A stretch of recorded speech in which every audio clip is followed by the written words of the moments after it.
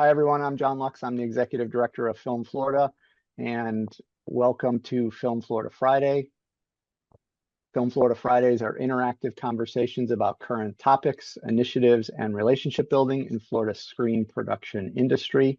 Today, we're talking about the 2026 Cannes Marché du Film and the Cannes Film Festival, which runs May 12th through the 23rd, 2026 in France. While Cannes is the film festival is commonly known for red carpet glamour, industry professionals recognize the film market as the premier marketing and network event in the entire creative industry. Today, our panelists are going to discuss their experiences from previous years, opportunities for 2026, and how to participate with Film Florida and FilmUSA.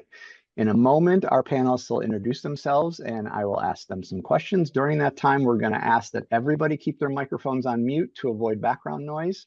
After introductions, we're going to do things a little different today, and we're going to have two different sets of panelists. So we'll do a few questions with each set and then bring them all back together for Q&A. Please keep the Q&A until the very end so we stay organized with things. After we've gotten through those questions, we'll open up to the audience as we always do for those questions and conversations. We are going to ask that you use the hand raising function under the React button so we can call on you. We have close to 60 people here today, so we don't want people just talking all over the place. So, and please keep your questions and comments brief in the interest of time and fairness to others that want it.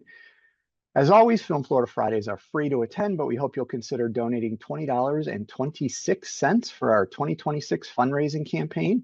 That donation link will be posted in the chat box, and you can always find it on the top of our website. If you're not a member of Film Florida, we hope you'll consider joining at filmflorida.org. So with that, let's hear from our panelists. Let's start with some introductions, and we'll go around how I see them on my grid. Tyler, why don't you go first? Hi, I'm Tyler Martin-Ilitch, Executive Director of Film Tampa Bay and the Film Commissioner for Tampa Bay, Florida. Tony? Hey everybody, Tony Armour, currently Head of Production, Talent, and Entertainment. Many of you know me as St. Pete Clearwater Film Commissioner for many years, then Dallas Film Commissioner. Also started the Sunscreen Film Festival 21 years ago, and also FilmUSA. Excellent. Michelle? Morning, everyone. Michelle Hillary. I am Film Commissioner with the Palm Beach County Film and Television Commission. Todd? Happy Friday, or some say happy Friday. Todd Rubin with the Jacksonville Film Commission. Andy? Andy Schefter. I'm a production person. And Julia? Hello, I'm Julia Camera. I'm a cinematic arts professor at Kaiser University. I'm also a writer, director, independent filmmaker. Very good. Okay, so at this time, we are going to not make Andy or Julia get stared at awkwardly. So we're going to turn off their cameras for just a few minutes, and we're going to focus on this set of panelists first. Tony, I want to start with you. As our foremost expert on Cannes, you've been attending for many years. What makes the festival and the film market so impactful for film professionals? Yeah, and I've been saying this for a long time, and so many people have heard me say this over and over again, but I meet more people, get more connections, and do more networking, and really set up more business in 10 days in Cannes than I do the entire rest of the year. And it really started, Tyler and I were together back in 2014, quite some time ago, but started going at St. Pete Clearwater Film Commission back 2015, 16, 17, 18, all those years. And I was the only American Film Commission there. And so I was able to get all the attention from anybody interested in filming in the United States. And so it was great from that perspective of, being a film commissioner. And then as, we organized trips every year, bringing people through Sunscreen Film Festival and all the people that wanted to come. Once people go one time, they're like, oh, I understand now, the entire industry is there, whether it's from all across the United States, across Europe. I mean, just everybody all in one place at one time. There's really no better spot to, trying to create the business that you're looking to do. And now, in addition to your role here in Florida, you mentioned in your introduction that you're the co-founder of FilmUSA. So we're happy to partner with. But I'm sure some people on here don't necessarily understand what or who Film USA is. So give us a little bit of a rundown on that. Sure, yeah. Film USA is the National Association of Film Commissions across the U.S. So we're close to like 120 film commissions across the U.S. are all a part of this now. And really, the whole idea came about in Cannes. Katie Pryor, who's the Baton Rouge Film Commissioner, and I were both there and realized that, again, as I mentioned, there's no real American presence that was taking place there that was coordinated. And so we put Film USA together, not knowing why it didn't already exist. And now here we are with 120, ish film commissions across the United States. And we do a variety of things, one advocating for just the industry as a whole. So we have biweekly calls with the Motion Picture Association. There's a coalition call with all the unions that we do once a month. One of the big discussions is the National Film Incentive right now. I know a lot of people aren't hearing much about that because it's not in the news, but those discussions are ongoing. Behind closed doors in DC and in amongst the industry. And so as well as doing that, we help organize and put together, just like Film Florida does. Think of Film Florida, but on a national scale, basically, is what Film USA does. And one of the things, our main, signature event every year is Cannes, where we have a large pavilion in Cannes. And I think we had 15 or so film commissions there last year. And an amazing number of people from Florida, where there was a really large presence. But that's a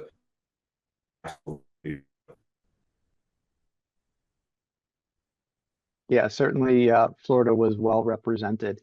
So Tyler, Todd, and Michelle, I want to jump over to you. And you all attended last year, so I want to get your impressions from your perspective. And Tyler, you go first, since this wasn't your first time being over there. Sure. So I've been going to Cannes since 2008. At this point, I've been about a dozen times. Tony mentioned I'd gone with him at least 4 or 5 times at this point as well. But I have a unique perspective because I've gone both with Film USA, where we had a base camp to sort of meet people at, and then other times I've gone where I didn't have a base camp and I just sort of had to make my meetings as I could along the way. And going with a pavilion, particularly Film USA, really provides a home base where people can come to you to take meetings. Cannes, France is not a huge space, but there's a lot of people, almost 40,000 people come to attend the festival. So it's really busy. It's hard to get into restaurants. It's hard to get into coffee shops. There's not a lot of places you can go to meet outside of maybe a dinner you set up in advance. So by having a place you can go and people are coming to you, both meetings you've set up before, but also just people coming curious to know what Film USA is. There's a lot of opportunities to make touches with potential clients you wouldn't otherwise have. I have gotten more business in the 2 years that I've gone with Film USA than I had in all the previous times going to Cannes combined. So I found it incredibly valuable. Excellent. Todd, how about you? Am I muted? No, you're good. Okay, good. I wholeheartedly concur with what Tyler and Tony said. I was there physically, boots on the ground, actually at the Film USA for about 5, maybe 6 days. And during that time, no question about it, the interaction that you have with decision makers that you meet at Film USA, and then of course elsewhere that you're trying to there's an amazing trade show component with amazing educational component at Film USA, but elsewhere as well. So there's the business interaction with leads.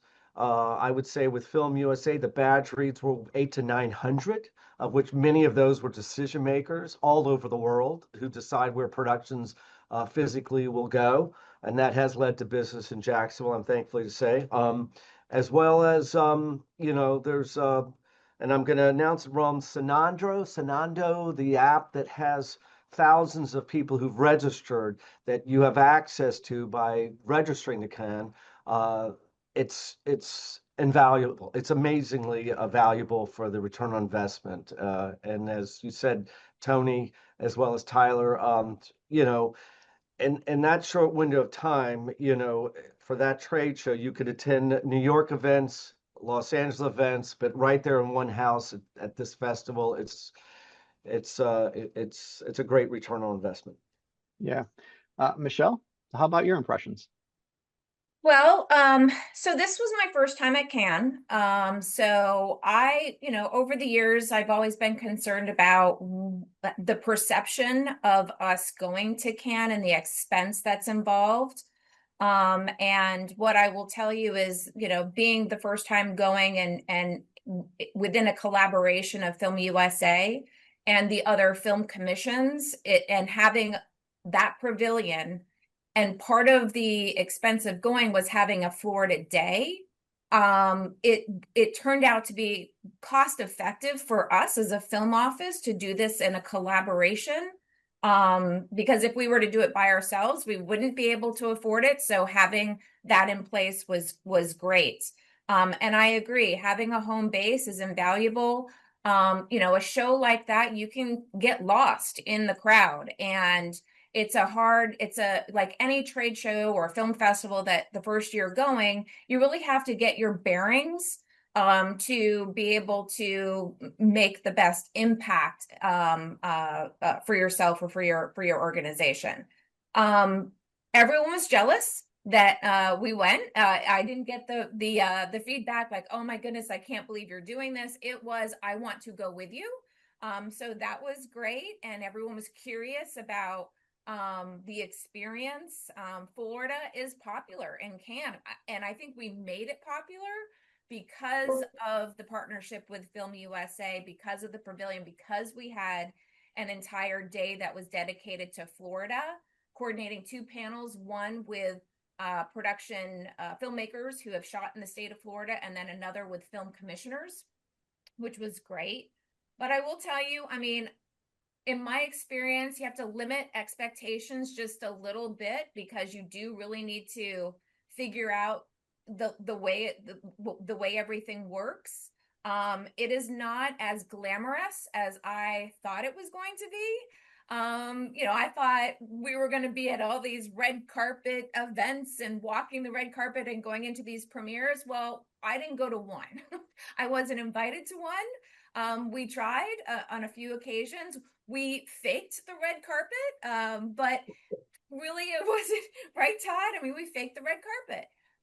But it was more about the business side of things. It wasn't, just standing on the red carpet and taking pictures or hobnobbing with celebrities, because I think that's kind of the perception of Cannes. I don't even know if I saw a couple of celebrities, but this was about the business of trying to capture business for the state of Florida. The very first thing, that you're asked is, what is Florida, providing in the way of incentives? That's the very first question that we get. And of course, as we know, it's a hard one to get past, but we all have our talking points in how we do that. And obviously some of us have incentives that we have to offer. I would say book early from my experience. Even right now it's hard because I haven't even booked my rooms yet. I plan to go this year, and that's already starting to be a challenge because the hotels are booked. I would say those are kind of just surface level, some of my experiences that I had in Cannes, being the first time there. Well, and one thing, I'm glad you brought up accommodations, Michelle. I mean, one of the great things about going through Film USA is Tony and his team have done this for so long. They provide basically a cheat sheet and contact of where you should reach out to for accommodations, give you advice on flights and those type of things. And so as I don't remember which one of you said it, like the first time you go to one of these things, it's a little overwhelming, but in order to do it with Film USA and kind of get a little bit of a cheat sheet ahead of time, not to mention, as we're all trying to coordinate for Film Florida members together, it makes it easier to kind of share notes and best practices and those type of things. It was mentioned that we did Florida Day at the Film USA Pavilion. Tyler, if you can, tell us a little bit about what the day was, what the goal was, and and I know you have some ideas of how we're going to try and make it better this year. So like give somebody both a recap and a preview of Florida Day. Sure. So, FilmUSA partners with a lot of film commissions throughout the country. What makes Florida a little different than other states is that we have the number and volume of film commissions, whereas, Georgia might have two, or, Utah might have two. We have a ton here in the state of Florida. So we have a lot of voices that were in attendance last year, and it really gave us an opportunity to carve out our own day, which at the Film USA Pavilion means we have several different panels. Michelle mentioned we had one that's focused on the film commissions, and we invited Florida filmmakers who were in attendance to the festival to come out and talk about making films in Florida. But it's all capped off with a happy hour at the end that is really not there to drink a bunch of booze on the French Riviera, but you're sitting there with 400 or 500 people potentially for one of these mixers, and everyone's coming up to you wanting to know, what is Florida about? What can we do to bring a film there? Do you have incentives? If you don't have incentives, as Michelle said, everyone has their own pitch. But what it's doing is at least opening the door for us to have a conversation potentially with someone that might have been curious about Florida, but had heard through the grapevine that we don't have incentives, or that we have bad crew, or whatever the myth might be. We have an opportunity to dispel that and have a one-on-one conversation with them. And it was a highlight of Florida itself. So we put an ad in the trade magazines that were running throughout the festival, the QR code, so people knew exactly when and where to go. Film USA also did their own promotion of the day, and it really helped to generate a lot of buzz. Now, we're not the only game in town. I think most of the different states that participated in Film USA had their own days, but what this was a day just for Florida, and it really gave us a good opportunity to build relationships. And I think this year, with the expansion and the popularity of Film USA, and I think Tony would agree, it's grown every single year. It's really become a dominant force amongst the pavilions. We have another opportunity to, again, talk about what's making Florida a different space than what people might perceive. I think we're going to have a stronger contingent of Florida filmmakers going this year. I think we're going to have opportunities for even more and better panels. And I think the popularity of the mixer itself, the networking party at the end, I think we're going to have more opportunities because people remember what we did last year and they're going to come back again this year. So I think it's really going to be a strong day again this year. I'm really looking forward to going to it. As Michelle said, if you're interested in going, book now. It's booking up really quickly. I just booked my room and board yesterday, and the prices are going up. So don't wait on this. Besides book now through Film Florida, Todd, what advice would you give somebody that's kind of on the fence about, is it worth it? I think someone who's on the fence, after you crunch the numbers, and see that number one, you can, it's, there's ways to make it much more affordable as far as working with, of course, Tony and of course, Tyler, coming up with various places. Of course, hotels.com. I ultimately booked my hotel through hotels.com versus going directly with the hotel or on the website, which was it's a global, it's owned by a big global company. So I actually did better with that.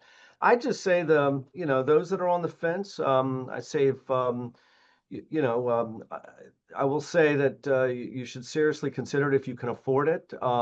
The return on investment, I said, is very good, but you have to make an effort. You have a wonderful, and I've got to tip my hat to Tony and Tyler. Any questions I had, which I had several, they're there to answer. And there was I think there was the very, very first day, they did a walkthrough, showed those that had never been before, show you, every place A to Z. But throughout the festival, they're very, very, very helpful. So they're kind of like your concierge, if you will, for the festival. Yeah, and Michelle, I will how about say you? that I'll tag on for the accommodations thing. Share an apartment. Like if you get an apartment and you share that with people, that's really the best way to keep your costs down. Getting a hotel room by yourself, it's different from film commissions because of the requirements on spending and how you can spend your money and things like that. But I've been getting an apartment since 2013, and sharing it with people, and it does make it a lot easier to do. Michelle, you have any other last tips? You're on mute. Michelle, you're on mute. Yeah, we can't hear you. That might be a good thing. No, I think you've covered it well. And I would say once you are on the ground, it's also important to book what you're going to do there early as well too, because things do get sold out, and you find yourself not, just being able to be a part of some of the festivities that are going on. But no, you're not by yourself. You've got a great contingency of people from Florida who are with you. And that was probably, again, for a first timer, that was very reassuring. You're in a whole nother country and you don't want to feel like you're by yourself and navigating. And I certainly didn't feel that way with the Film Florida group and with Film USA there to kind of hold hands when we needed to for questions and things that, I hadn't navigated before. I don't know if Todd, I know it was very beneficial for you as well. So that's it. Good. Yeah. All right. John, I see some badge questions coming in. I don't know if you want to wait till the end to answer all those or. Yeah, we'll probably handle a little bit of that towards the end. We'll start the Q&A with that. So, okay, so here's what we're going to do. I'm going to ask Tony my final question for this part of the panel, as then we're going to lose Tyler, Todd, and Michelle for a few minutes and bring down Julia and Andy. But while we're doing that transition, Tony, I want you just to talk a little bit. You mentioned Cannes is kind of the highlight of what Film USA does, but clearly not the other thing, or the only thing. But talk about the importance of bringing together the United States as a whole at an event like Cannes and other events that you guys participate in. Yeah, and I mean, if anybody pays any attention to the industry or the trades, you see all the time all the business that Los Angeles has lost and how that has just basically collapsed and how people are out of work in LA. And of course now, Marvel has moved all of their films from Georgia to the United Kingdom. And so a big part of what we're doing is, again, on that national level, we've lost, billions of dollars to international locations, whether it's London or Malta or Hungary or whatever else. There's just been a huge exodus of business from the US. And so a big part of what we're doing is trying to, bring that back. And it's like everyone has said on the call, the first question anybody asks you is, what are your tax incentives? Because that's the first thing that they think of. But at the same time, especially when you're somewhere like Cannes or, Berlin for European film market, European filmmakers want to shoot in the US. And so while a lot of these, large American companies, American producers are going overseas, the European producers, there's this, nostalgia and, desire to really film in the US. And so you have all these producers that are saying, what can I do to come shoot in the US? The tax credits, yes, I know I can get a little bit of something, but I just want to shoot in the US. And so whatever we can do to try and, bring that business back to the US that's been lost, and at the same time draw on new business. That's our main goal. And then, we're working hand in hand with all of our film commission partners across the country. And like I mentioned earlier, the unions and the MPA to, the next step is maybe that national incentive that we'll see. There's a lot of other factors in play, but, something that we're working on. You're on mute, John. Andy, if you could turn your camera on, we'll add the spotlight for you. And there we go. And there's Andy. So we'll bring him down. Okay, so now we have kind of our industry professional part of the panel with Julia and Andy. And then Tony, of course, gets to stick around because he's the master of all things Cannes.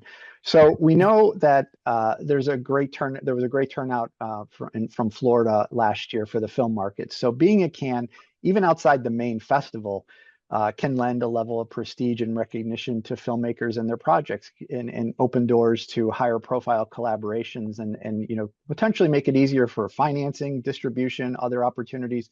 So Julia, I want to start with you. Talk about your experience. I know you spent a lot of time over in France based on your social media. So tell us about your impression and kind of what you got out of it.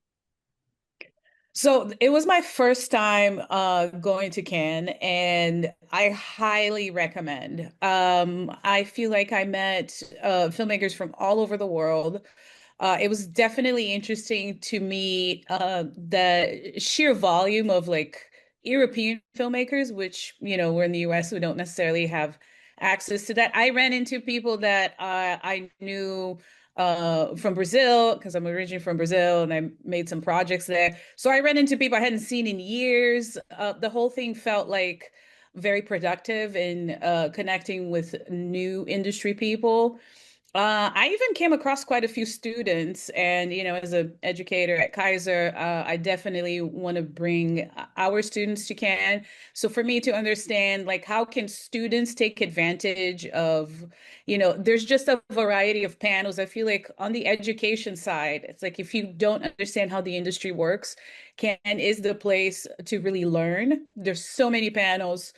I mean, the movies almost become second place to all the other things that you can do, from going to mixers and networking with people, attending panels, walking the Marché halls and just understanding like what companies are here. Okay, what did they do? Right. And like making a mental list of like, I have a project like this. I even took some like spontaneous meetings with companies that I feel like, all right, I can follow up now and bring a project, right? If I have one. Yeah, this industry is all about like face-to-face time with people and making connections and making sure that people know who you are. And Cannes is the place to do that for industry professionals. And watching the films, it's interesting to then see how the films have done. Like I didn't get a chance to watch the Brazilian film, The Secret Agent, while I was there. I ended up watching it here in Florida, but I saw the trajectory of that film to like make it all the way to the Oscars now, and I feel like I've been a part of the journey because I know it premiered there and it was a big deal when it premiered in Cannes. So there's a lot of different things happening. A lot of people to meet and a lot of information to gather, right, when you attend Cannes. So I think it's important for students and for like established industry professionals. Oh, you're muted, John. I keep following my own damn rules. I know. Andy, was this your first time over there? No, it was my third time, but it was my first time in 20 years. Okay, so give us your re-impression of it. It was obviously a massive change from 20 years ago, on just the absolute growth and size of the festival. I mean, it was unrecognizable, really. Used to be able to walk right up to the Marché. There was no barriers anywhere. It was a completely different fest. So, I chose to go as I had, was working at a company for a number of years. And as I got back into indie world, it was like, hey, I have to introduce myself to, basically all the sales companies and whatnot. And for US people anyway, outside of, the American film market, going to Cannes is probably the best place that you can do it, because as I think everybody said before, the entire industry is there. It's one of the events that almost nobody skips, right? Like all the sales companies are there, all the big production companies are there, all the distributors are there. Everybody has different goals and purposes, but they're all within that small town of Cannes running around. So I think it's important for people to go. I think you have to have a game plan, because I think I think actually everybody said it. It has grown so huge that if you don't have a game plan when you get there, you'll literally be overwhelmed, because there's too many films to see. You can't see all the films, right? You can do the Marché, which is, right there at the pavilion, and there's lots of people that you can go in and meet there. But a lot of the bigger production companies are off-site. They have suites in hotels. So, you're not going to go to Cannes and knock on A24's door and get a meeting, because you're not even going to be able to get to the floor in the hotel that A24 is in without a meeting. So you have to do a lot of prep work. Make your determination that you're going to go far enough out in front, 2 months, something like that, right? No less than a month, certainly, so that you have an opportunity to call those companies and try to set up meetings while you're there. Because otherwise you will become limited, because most of those companies aren't going to respond to you if you reach out to them when you're already there, because their schedules are completely filled. But you really do have to kind of delineate how you're going to spend your time there, right? Because we all go wanting, you go as filmmakers, we tend to go like, I'm going for the meetings and to meet people. And then you get there and you're like, wow, I want to see this movie. I want to see that movie. And then, oh, there's this seminar over here. And there's this, oh, there's another there's an interactive festival going on down the street. Oh, there's a party on this yacht. And you literally are going in like 10 directions at any one time, having to kind of keep it straight in your head. Okay, I'm starting the day, with a 9 a.m. movie or something like that. And then I rush off to this hotel to have a meeting. And then, getting cabs and getting around can be tough because the roads get jammed. So you got to give yourself enough time to walk from place to place. And it can be quite warm depending on the daily weather, or you can have a deluge, right? And need an umbrella. So you kind of got to be prepared for being outside in the elements as you move between all the spaces.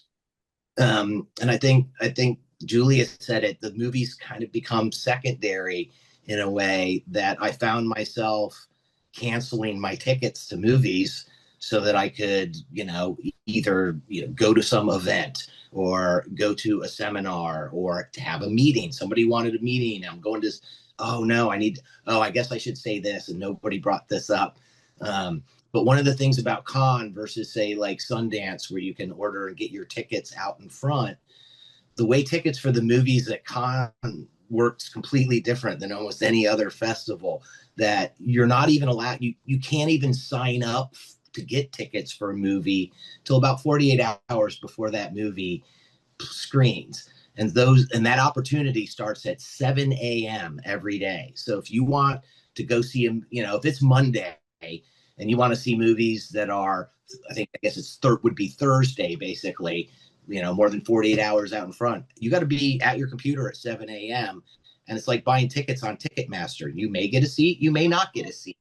Right. And this is why and that's really, Andy, for the big red carpets. There are a lot of other screenings you can do by just waiting in line with your badge, but the big ones, yeah, for sure. Yeah. And if it's a popular movie, even those off screening times, because every movie screens multiple times, right? And then there are screenings that are specifically for the Marché that aren't ticketed; they're only badged, right? So they don't actually give tickets out. But so if you have movies that you want to see, you kind of got to plan your strategy a little bit around that, because you got to be able to plan to get up to try to get the tickets for it. And the one thing, like Tony just said, is the one thing that almost always goes instantaneously. I mean, it's like, again, like a big concert on Ticketmaster sells out in X number of seconds. You'll get into the system and it'll be 7 o'clock and 30 seconds. And all the premieres they offer for whatever that day is are gone, because everybody wants to walk the red carpet, right? And they'll go for premieres that they don't even care about the movie, for that Instagrammable moment of having walked the red carpet, right? So like having a plan of what movies you're going to see, just again, an inordinate amount of seminars and information are available to you, and you kind of have to juggle those too, because they are, they're competing. There's more than one stage going on with seminars at any one time. And you very may well end up in a position where it was like the two things you want to see the most are actually at the same time, right? For that type of stuff. And then Tony, and Tony, I want to jump over to you. You've attended wearing multiple hats. So like sometimes you've gone as a film commissioner, sometimes you've gone as an industry professional. So put your industry professional hat on here. What's the biggest benefit of someone that's in the shoes of Julia or Andy, or like probably most of the people that are attending today? What's the biggest benefit for an industry professional? Yeah, and that's what I was going to say is, I know I see some names and faces on the call that I know and others that I don't. And so it depends on what your goal is. If you're an indie filmmaker and you're going because you have a film that's already completed that you want to sell, well, there's no better place to sell, because sales and distribution, that's where sales and distribution takes place. And like Andy was saying, you got to set those meetings up in advance. have those meetings with the companies, and you want somebody representing your film there before you get there. You don't want to just show up and be like, here's my film to sell. And you should be working on that now to have your sales agent that's going to be in Cannes selling film. If you're looking for financing, you know like anything with financing, nothing is ever guaranteed. And yes, you can pitch your film to a lot of different people there. But at the same time, people are being pitched nonstop all day, every day. And after a while, you get to a point you're like, please don't pitch me anymore. I can't listen to another pitch. I've heard 10,000 pitches today. But honestly, I mean, it's really just about who you meet accidentally. Even my first year there in 2013, it's 5 o'clock in the morning. I'd been out all night and I was getting a falafel. And it turns out the guy standing next to me was the executive producer for the King's Speech that just won the Oscar for Best Picture. And another time I'm at dinner and the table sitting next to me are some investors from Louisiana that had a film there that I get talking to, and then 6 months down the road they're financing a film of mine, and so you just don't know who you're going to run into. Don't ever think I'm going to go there and I'm going to get $1 million for my movie and someone's going to give me the money because I'm going to give them the greatest pitch in the world or whatever. Just don't go in with that attitude. Go in with more of a yes, plan what you want to do, but at the same time, just be open to the experience and building relationships. Because for me, it's always more about just building those relationships and what will that turn into down the road. Because I'll see someone in Cannes that then you see, later in the year at Toronto or American Film Market or another festival or Berlin or whatever else. And so you have those ongoing relationships with people that you build. And as you build relationships and they trust you and you trust them, then you end up working together. So from an industry perspective, it's a very much who business, and there's no better place to meet the people that you need to know than at Cannes, because that carries on throughout the rest of the year. And I know I've met a lot of students there and feel like I give hour-long film school classes on how the industry works to a lot of the students that are there, and they think I'm going to go and I'm going to get a job because I'm there. But again, it's really building those relationships, and there's so much useful that happens there between the workshops. If you just want to watch movies, you can go and just watch movies all day too, and enjoy that aspect of it because you're a cinephile. You can do that. You can build relationships. There are so many levels to it that your first time can be very overwhelming. So don't think you're going to go for 3 days and be able to get it all. Go for a minimum of 5. It's a time change too, so your body has to get adjusted. If you can go for 5 to 7 days, give yourself a little bit of time to get settled in, because you won't really feel comfortable until you've been there for 4 or 5 days first. Yeah. Julia, Tony mentioned the education. You mentioned it, at the beginning. I wanted to ask you, as an educator at Kaiser, what value were you able to bring back for you and your students from an education standpoint?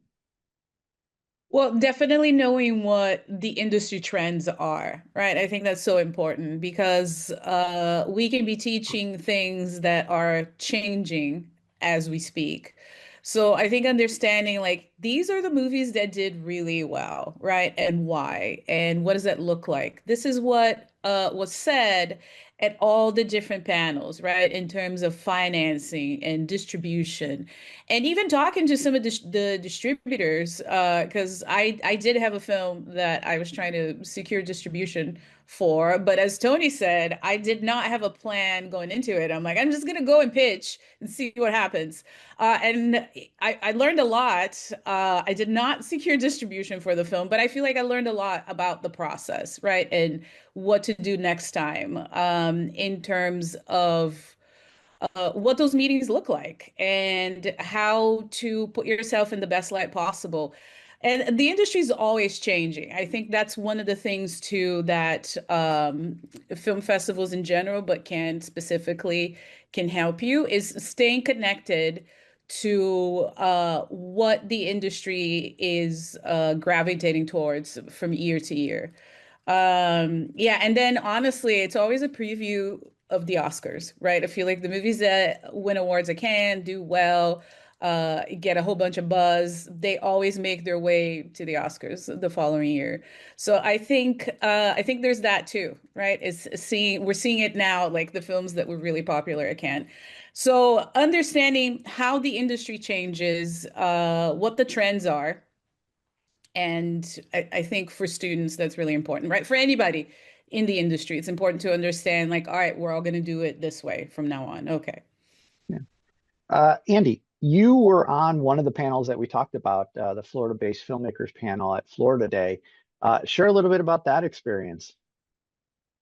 So it was, your standard panel, hour and a half at the pavilion. And then it was focused on Florida and filming in Florida and our experiences filming here. So it was, as far as like an educational panel goes, it was really everybody's experiences, opinions, and, recommendations for filming in the state. So I think, I don't remember, maybe it was attended by like maybe 40, 50 people, something like that. People kind of came and went during the panel. So it was hard to pay attention to, how many people were sitting there. I was on with some great panelists. And then that same day, because that was the Florida Day, right, was the day that we had the mixer afterwards in the afternoon that you mentioned. And did as well. So it was a really good experience. I met a number of people through being on the panel because, of course, like any panelist, when it's over, you kind of get bum rushed by people in the audience, right? So I met a number of people through that later reached out for questions, and I don't, honestly don't know if any of them ended up really coming here, because most of them kind of were asking film commissioner kind of questions, and then I answered and then sent to film commissioners. But it was a definitely a good experience. And as anybody in our industry, it's kind of legitimizing to be on a panel at Con, right? Even if it's a homegrown one. So that was really nice too. And I got to be on the panel with Paul Cohen, who is somebody who I looked up to, in the 90s when I was getting started in the industry. So that was, for me, it was like super special to be sitting next to this guy that 25 years ago I was really looking up to, and then you guys put me on a panel with them. But overall, it was a great experience. I'd do it again. The panel, right? And it was worth that chunk of my day, setting it aside without a doubt, versus, the taking meetings or seeing movies. Yeah, great. Okay, so we're going to bring back Todd and Michelle and Tyler. So there's Todd, there is Michelle. I'll find Tyler up here if he has his camera on. There he is. And we're going to open it up to Q&A. So first thing I want to touch on is the proverbial, well, why is Film Florida spending money sending people to France? And so I will hit that first. We spend basically zero money as an organization sending people to France. I think the only expenditure we actually paid for last year was the banner that was hanging behind people during Florida Day, the panels at the pavilion. Over a few drinks, Tyler can tell you a fun story about that banner, because it was quite the adventure. But so we don't, as an organization, Film Florida does not spend money on any of these sales missions. That's why we partner with FilmUSA, and that's why we open it up to our members. So each one of these members that are on here, each paid their own way. We help coordinate, we help get them good deals by going through FilmUSA and all those type of things. But nobody should be aggravated because I'm a member of Film Florida and you're using my membership dues to send people to film festivals and vacations and trips and all of that. We do not do that as an organization. So with that disclaimer out there, does anybody have any questions? Feel free to use your hand raising function. I'm going to try to get through some of the stuff, the questions in the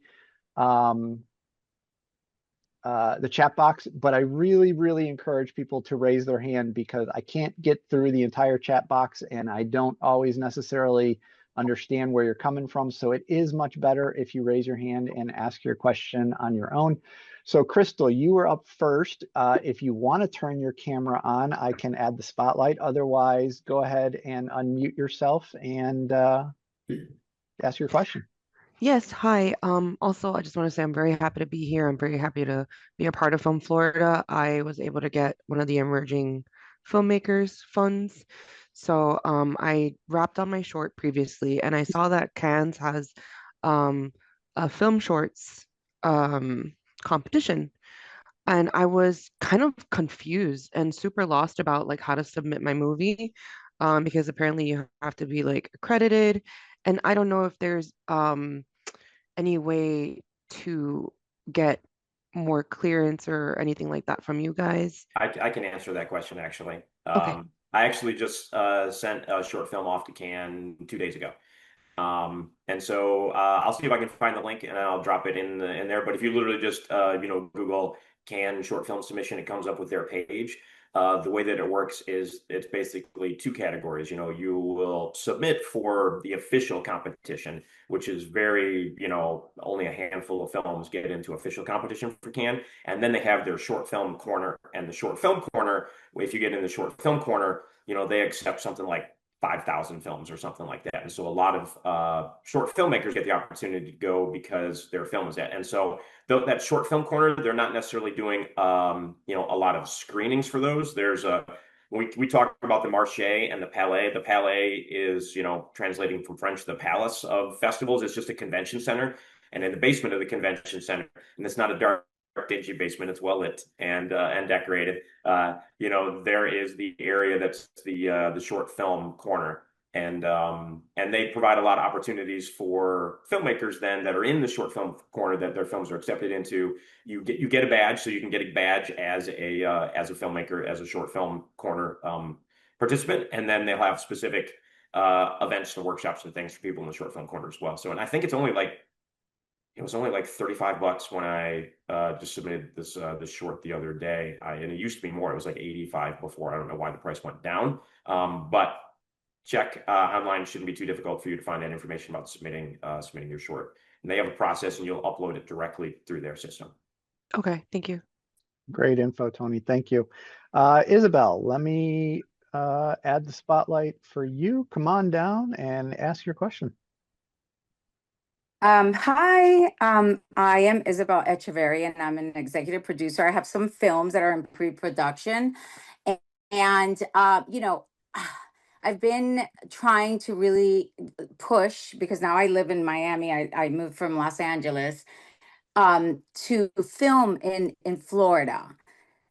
But why? I mean, do you film compared to many other states? Why would someone come here instead of, let's say, Minnesota, that offers more tax, refund rebates and all that? Like, why hasn't, if you're pushing that, what is it that what would take for Florida to have more, better tax incentives so people can come? Because I feel like it's just, as a producer that I am producing, you know what I mean? Yeah. I'm not, so I just would love to shoot here, but it's kind of like, tell me how you see that in the future and the near future, that this is going to change, especially for like Todd, and you're involved with the Jacksonville. I mean, I did a comparison on chat. My assistant, and there's just a lot of better incentives in other states. I mean, I just would really love to shoot here, but you know what I mean? I'm like stuck there. I mean, Todd, honestly, Tyler, Michelle, that's you want that one? where I'm at as a producer, that I, been in the business for Isabel. 25 years. Yeah. Isabel, how long have you been living down in Miami? You've moved. I just moved 3 years ago Okay. from Los Angeles after being So- there for 25 years. I'll give you just a quick summary, and I know that John and Tyler and Michelle, Tony, we can all jump in here. Awesome. No question about it, we have been beating the drum to get the state of Florida to get back in the incentive business. We had a robust incentive that was from 2010. We had nearly $300 million worth of that basically tax credits from 2010 to roughly 2015, 2016. And let's say a new governor was elected, certain leadership in the House and the Senate that unfortunately has kept us from basically getting the state and getting back into the state incentive. Now, there are several film commissions that have stepped up, Jacksonville being one, and several others that have gotten their own county government, whether it's through their Visit Tourism Act, through their Tourism Act funding, whatever. But Orlando just recently got one, Tampa, St. Pete, Clearwater, I can go on, Palm Beach, Tampa, of course. Anyway, bottom line is we have ours. But the state of Florida, no question about it, we are doing this organization, John and our lobbyists have been at the forefront to try and get back in the incentive business. Okay. Mm-hmm. Thank you. Okay, good. And then Todd, one question. You mentioned an app that is a good investment. What is the name of it again? Well, once you register for the festival, it's CINANDO. Oh, and I know yes. Okay. Tony probably can. Yeah, that's the database for the market, basically. And so every single individual and company that's registered for the market will be listed in there. And you can reach out to them and set meetings directly through that Sonando database, basically. And their emails, their phone numbers, their titles, their business, you can set it up in your own Excel spread, and you can pick whichever one and save it. All the attendees of the festival will be there. Every distributor, that's all everything. It's all listed in that particular database. The value of the database in Sonando is worth the price of entry alone for most filmmakers. It is, like they said, it's the contacts for everybody that's at con, everyone, every sales company. And often, because you're in another country, people are traveling with their cell phones, right? You may have that TAA agent cell phone number right there. The one you were hunting for that whole time is in the data. And it's also, Sonando does the EFM, AFM, they do all the other markets. So there's even more data within Sonando than con. Are you all going, the speakers?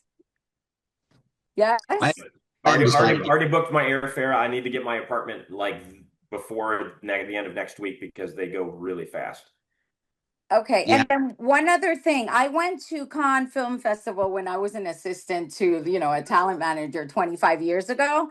And so I would love to go with you all. I mean, it just seems like, really for $1,000 and having the access to the actual, film festival and all that, to watch films and, all the awards, I think it's like insanely a great price. So I think I'm going to go.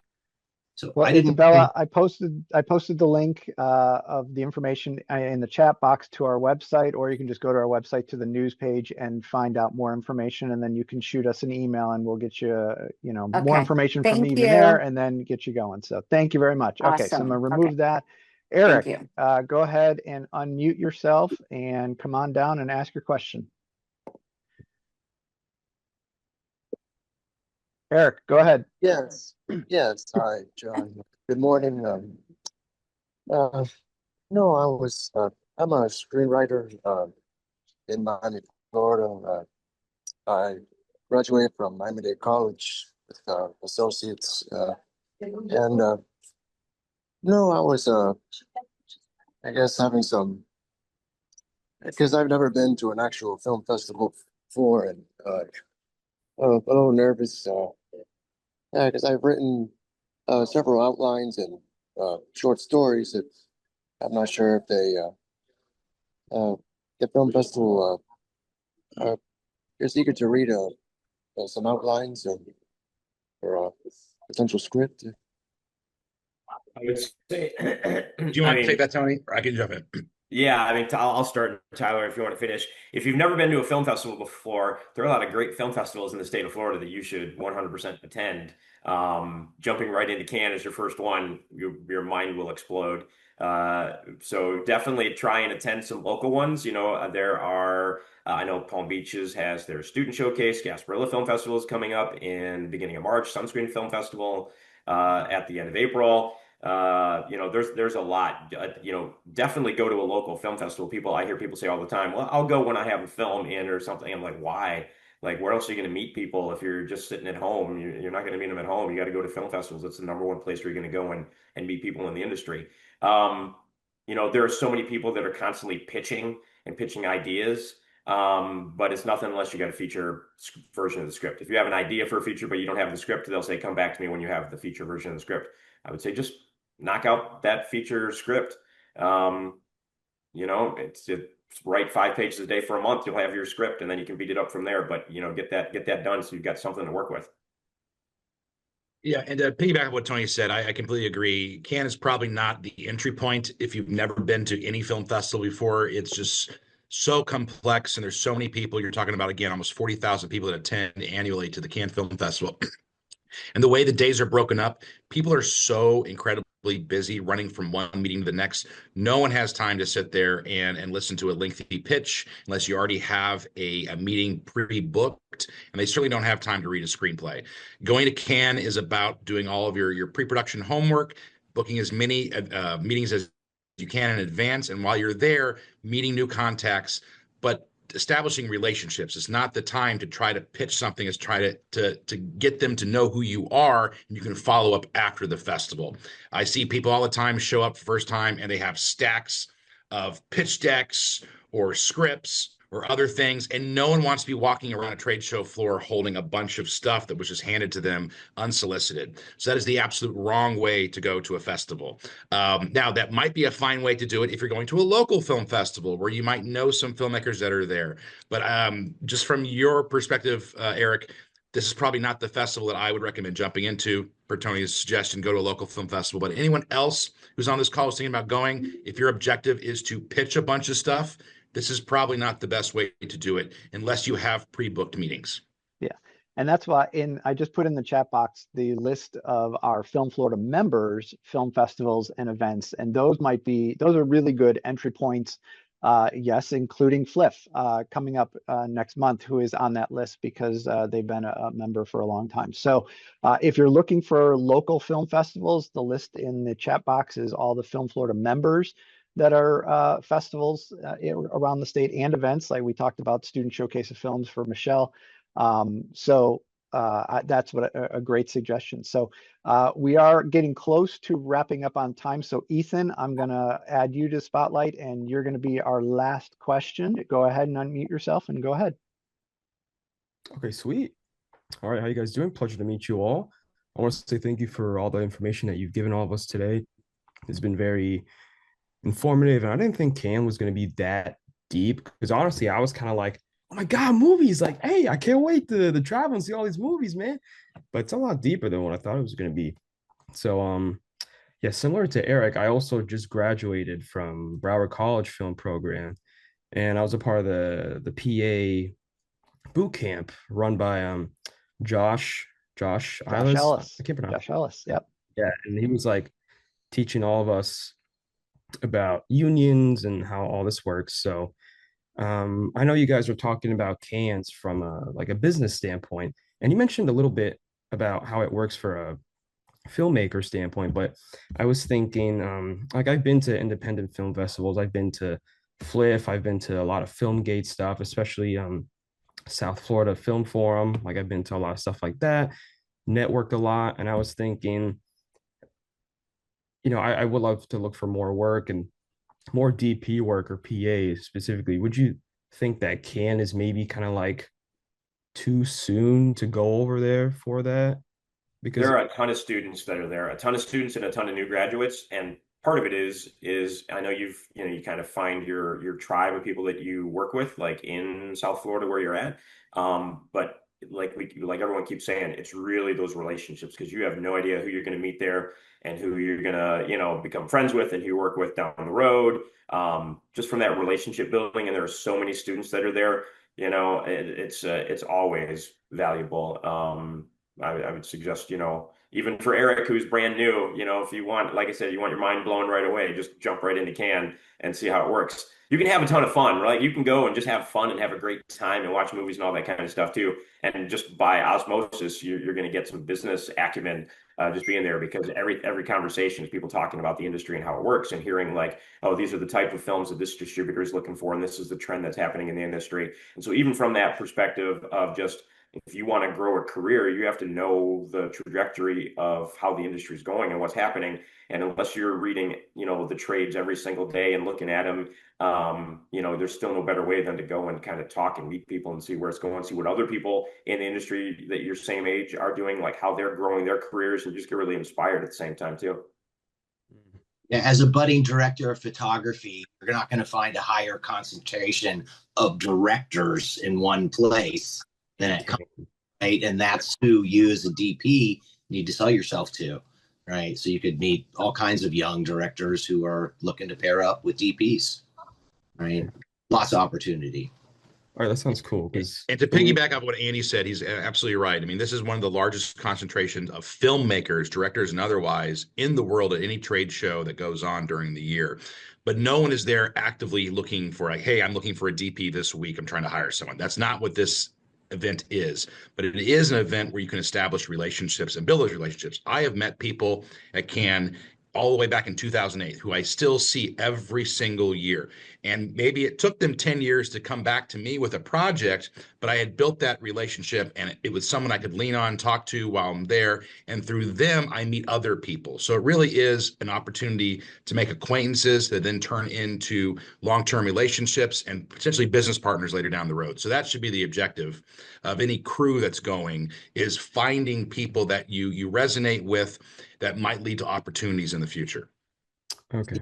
One note on that, business cards, right? You guys were talking earlier about don't go with the giant stack of scripts or whatever, but have business cards. Be prepared to have a professional looking business card that you can hand somebody to give them your contact, not a digital, here, put your phone up or any of those type, just a plain old business card.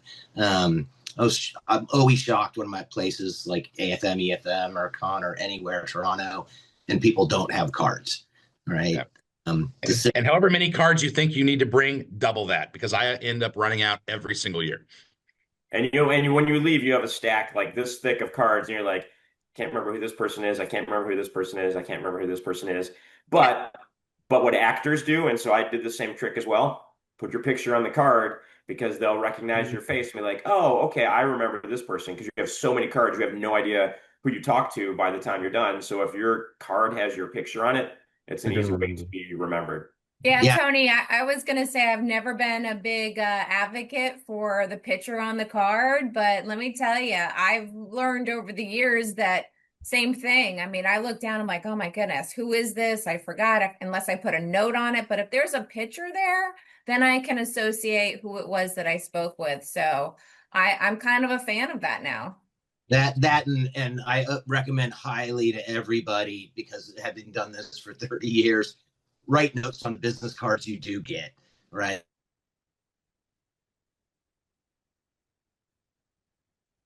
If depending on how long you're there, if you go for the whole thing and you're there for 10 days and you come home with that giant stack, some of those people from the first day are just going to be, now, did I meet this person at a party, or was it, there's so many different things going on.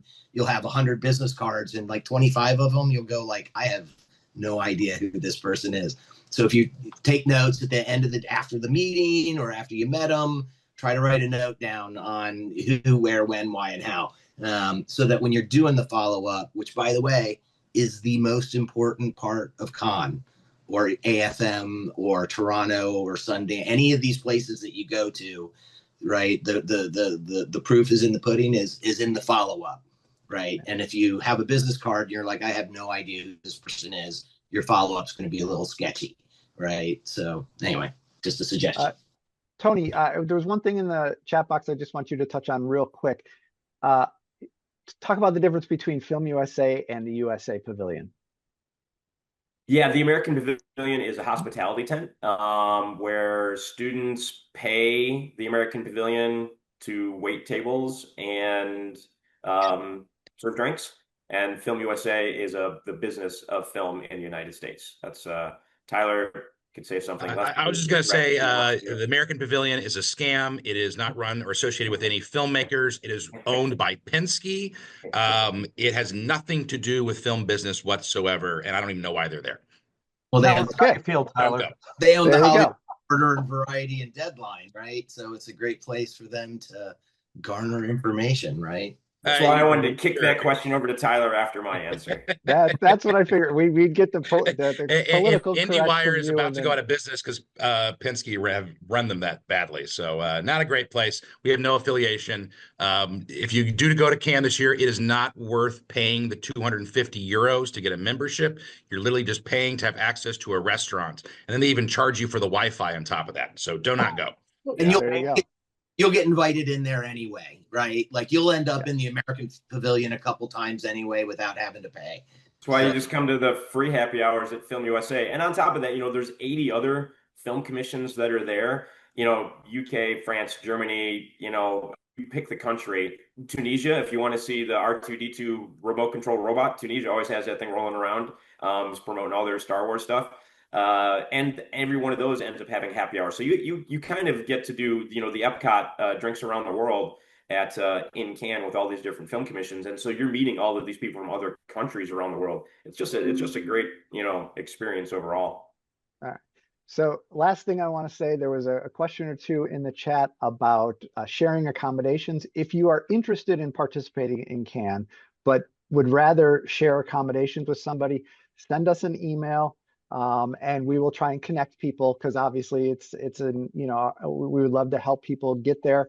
And if that's what it takes, if I get multiple people saying they're interested in sharing accommodations, I will certainly connect those people. If you have any questions about the package, go to the news tab on our website and you'll see a whole page about our trips to Cannes. Or you can email directly and we'll get that going. We're going to start processing invoices and getting badges purchased next week. So don't hold back if you're planning to go. We have two packages that we mentioned on the website. There's the general package, and then there's an upgraded for primarily film commissions that are going to be the sponsors of Florida Day and handle all of that. So if anybody has any questions, don't be afraid to reach out. But with that, we are going to wrap up this edition of Film Florida Friday. Thank you to Tyler, Michelle, Todd, Tony, Andy, and Julia for being with us. Thank you all for joining us today as well. And thanks to Katie Collins for helping me wrangle and prepare for Film Florida Friday each month. We are finalizing our date for our next Film Florida Friday. It will be in early March, which we're going to focus on Women's History Month. So be on the lookout for that information in email blasts and on our social media pages. As always, thanks to our Film Florida members for their continued support. If you are not a member of Film Florida, please consider joining. We're a 501c3 nonprofit, so we hope you will join at filmflorida.org. Keep up with everything we're doing on our social media pages, and make sure you check out the Film Florida podcast, which is available on all major podcast outlets. Be sure to subscribe so you don't miss any episodes. Thanks for being here, everybody. Be kind, stay safe.